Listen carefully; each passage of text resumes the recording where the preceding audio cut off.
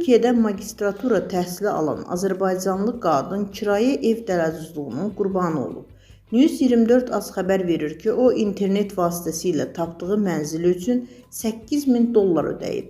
Lakin kirayələdiyi evin realda mövcud olmadığını öyrənib.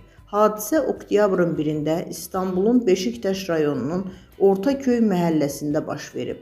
Məlumata görə 24 yaşlı memarlıq ixtisası üzrə magistrant Səidə Kərimova avqustun 23-də internetdə yerləşdirilmiş daşınmaz əmlak elanı vasitəsilə Mustafa Boğazkan adlı şəxslə əlaqə saxlayıb. Razılaşmadan sonra Kərimova 6 aylıq kirayə haqqını $8.000 göndərib. Lakin 2 ay sonra İstanbula qayıdarkən onun kirayələdiyi evin mövcud olmadığı üzə çıxıb.